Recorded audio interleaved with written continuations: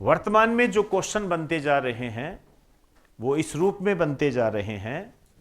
आपसे ये पूछा जाता है कि निम्न में से कौन इसरो का अध्यक्ष नहीं रहा।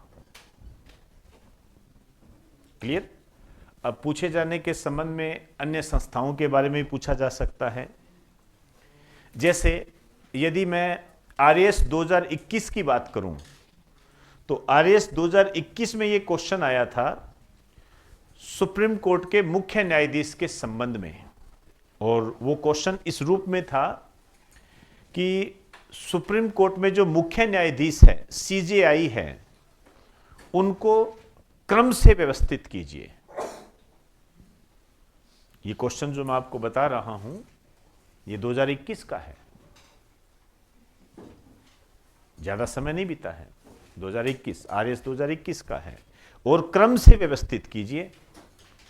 अब आप देखिए, अभी यदि मैं सीजेआई की स्थिति की बात करूं तो भारत में वर्तमान में 51वें सीजेआई कार्यरत है, जस्टिस संजीव खन्ना।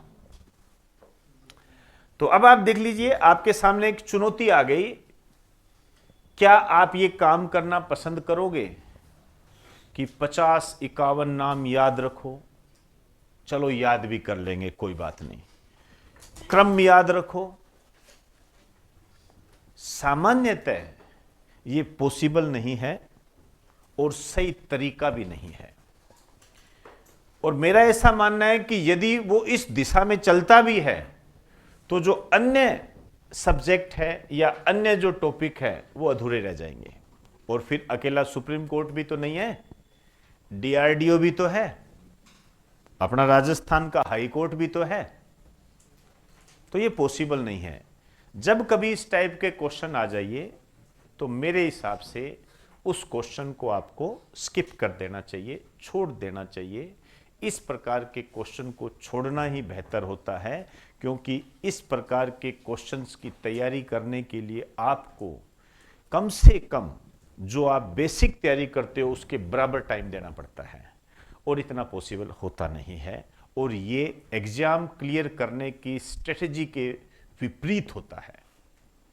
लेकिन जैसे मैंने ये फिर 12 लिखा दिए, 10 या 12 जो महत्वपूर्ण संस्थाएं हैं उनमें यदि 10 या 12 अध्यक्ष बने हैं, उन्हें आपको कर लेना चाहिए, थोड़ा देख लेना चाहिए। जो टॉप की है, जो टॉप की है, मैं उनकी बात कर रहा हूं, समझे ना बात को।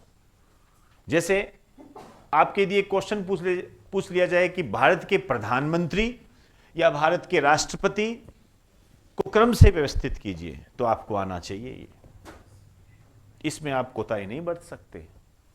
तो थोड़ा चूजी बनिए, तभी हम एग्जाम को क्लियर कर सकते हैं। क्लियर?